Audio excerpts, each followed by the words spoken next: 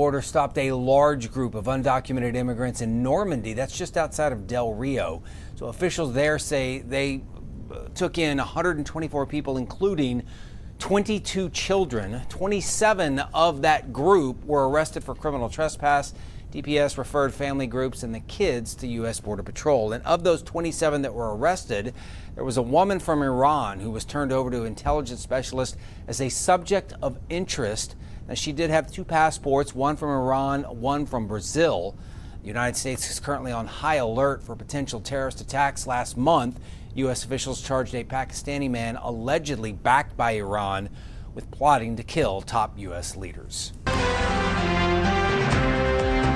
As that shaky Israel-Iran ceasefire proceeds, ICE is announcing the arrest of 11 Iranian nationals living illegally in the U.S., including a former Iranian army sniper, a man with admitted connections to Hezbollah, and multiple individuals with criminal histories.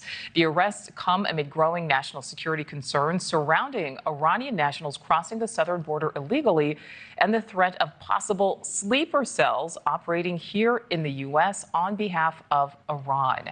NewsNation's Jorge Ventura is live for us in Eagle Pass, Texas. So, Jorge, it turns out thousands of Iranian nationals have been crossing the border illegally in the past few years. Yeah, that's right, Nicole. This is also coming as law enforcement agencies across the country are on hiding alert for a potential retaliatory attack here on the homeland, and that does include the activation of suspected Iranian sleeper cells within the United States. Now, under the Biden administration here at NewsNation, we did report that Border Patrol agents here did encounter a record number of individuals on the FBI terror watch list, including foreign nationals from countries labeled as state sponsor of terrorism. That list does include Iran. Now, between January 2021 and today, Border Patrol agents have apprehended 2,501 Iranian nationals at the southern border. Now, internal data does show that about 75% of them are men. What remains unclear is how many were released into the United States under the Biden administration, a number that the Department of Homeland Security has publicly not disclosed. Now, the uncertainty is now colliding with real-world enforcement. Over the weekend, ICE arrested 11 Iranian nationals found living illegally in the United States. DHS officials say that some of them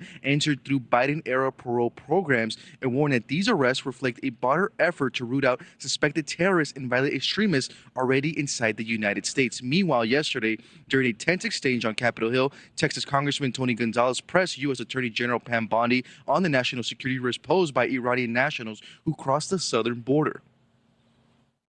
Yeah, I don't have the number of the conviction, but it's well over 1,000 have entered. Yes, I don't know if it's quite up to 1,500, but yes, it's well over 1,000 have entered our country. And I can tell you we are on high alert, and everyone is looking at that very closely. Now, here on the Texas border under the Biden administration, Texas DPS troopers started to see a trend in encounters with special interest aliens from the Middle East, which is uncommon for state troopers here that normally encounter migrants from Mexico and Central American countries. This video here was taken in Eagle Pass, where I am currently, where troopers encountered 27 special interest aliens from Afghanistan, Pakistan, Iran, Egypt, and India. And Border Patrol sources tell me, Nicole, that it's unclear just how many special interest aliens were paroled into the country under the Biden administration, and if those individuals could be connected to potential Iranian sleeper cells within the United States, Nicole. Yeah, so there's a lot of talk now about sleeper cells. What more can you tell us about the possible threat of these Iranian sleeper cells in the U.S.? Well, law enforcement from local to federal, Nicole, is taking that threat very serious. Here at NewsNation, we were able to obtain an internal memo from Border Patrol that says that the threat of the activation of Iranian sleeper cells within the United States has never been higher. That memo also urging agents to stay alert, to not travel alone, citing the rise in illegal entries by Iranian nationals. Part of that memo reading, quote, over the past 4 years, thousands of Iranian nationals have been documented into the United States illegally, both encountered and those that got away. And Nicole, speaking with Border Patrol sources, that word got away is key because under the Biden administration, there was recorded 2 million gotaways. So that means individuals that crossed illegally through the southern border and were not apprehended. So it's really unclear of how many of those individuals are special interest aliens and any individuals connected to some type of terrorism organization or network or a sleeper cell. So major homeland security concerns connected to the southern border, Nicole. All right, Jorge, thank you.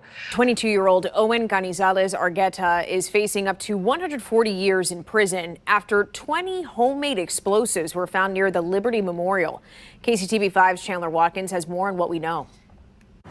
Authorities say 22-year-old Owen Canizales Argueta now faces 20 counts of possession of an illegal explosive. Each count carries a penalty of up to 7 years in prison and a $10,000 fine. This started last week when custodial workers were clearing out trash cans in front of the World War I Museum. They discovered a red bag they believed might contain explosives. KCPD's bomb and arson unit was called out and ended up finding 20 homemade explosives. Court documents say the inside of the bag was heavily coated with a fine powder resembling flash powder. Argueta was tracked down through surveillance video and license plate readers and was arrested on Tuesday. Not only is the Liberty Memorial and World War I Museum popular among tourists and locals alike, but we're less than 100 days out from the World Cup, with a fan fest set for right here.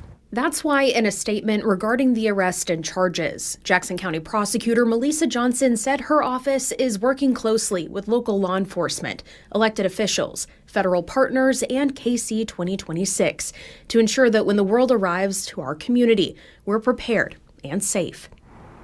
Reporting in Kansas City, Chandler Watkins, KCTV5 News. Tonight, 2 people have been arrested after 2 suspicious devices were thrown near Gracie Mansion. That's the official residence of New York City Mayor Zohran Mamdani. Now, according to NYPD, this happened at an anti-Islam protest that drew a couple dozen people near the mansion. It led to a much larger counter-protest of more than 100 people. And you can see one of the devices here, it actually smoked before it was extinguished. It was thrown towards a group of protesters, and another was dropped off near a line of police with that moment caught on camera. Take a look.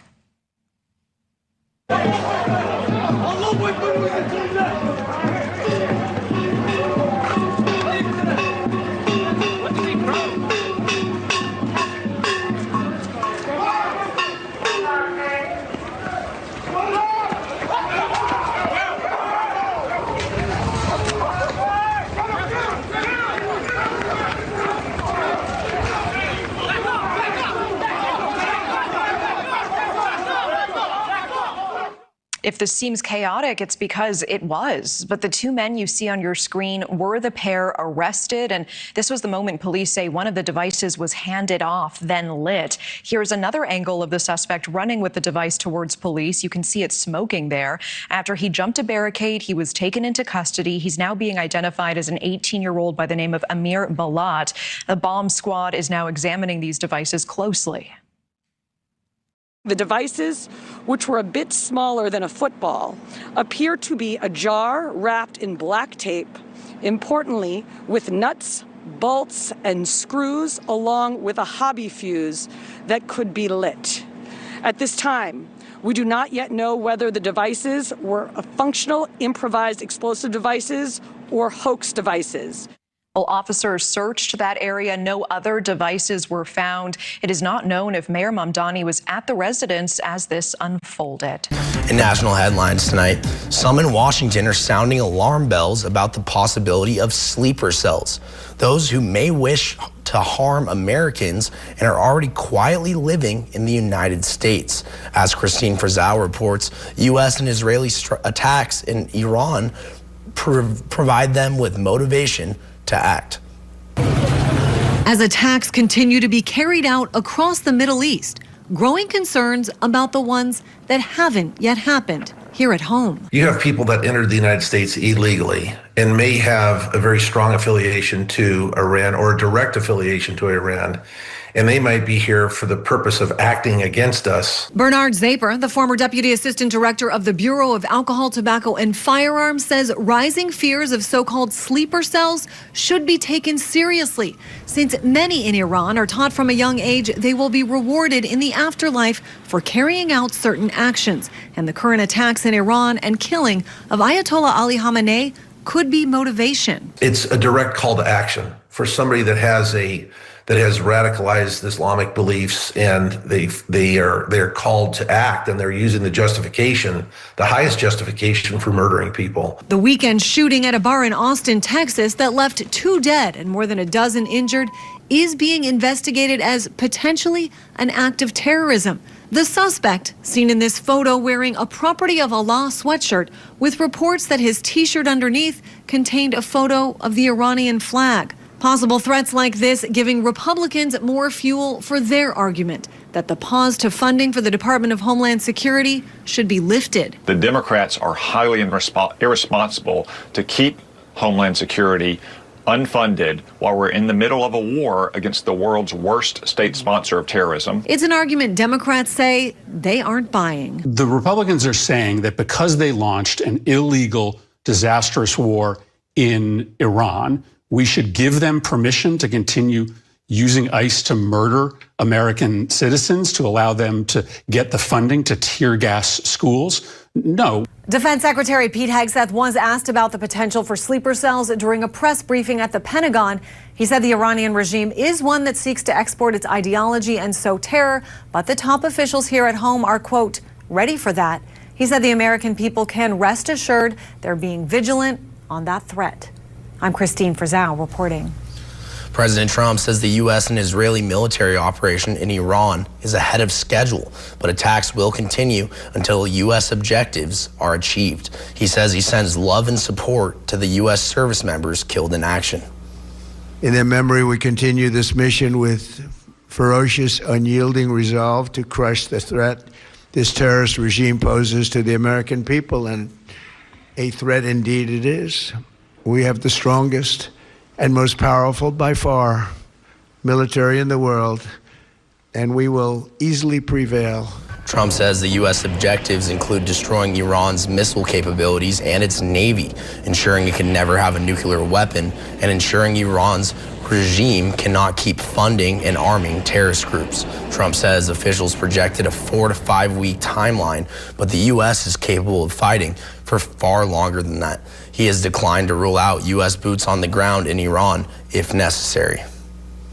The U.S. military said the number of Americans killed in action amid the operation has risen to 6. U.S. Central Command shared the update in a post on X.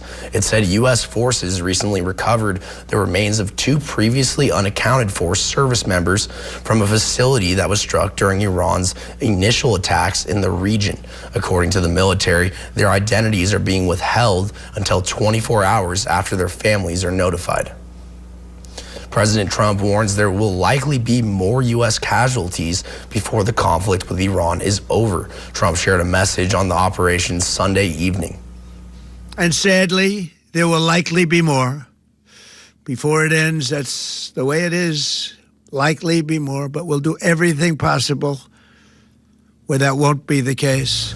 Trump says combat operations will continue until all of the U.S.'s objectives are achieved. At a press briefing today, Defense Secretary Pete Hegseth said the mission is to eliminate the threat of Iranian ballistic missiles and nukes and destroy the country's navy.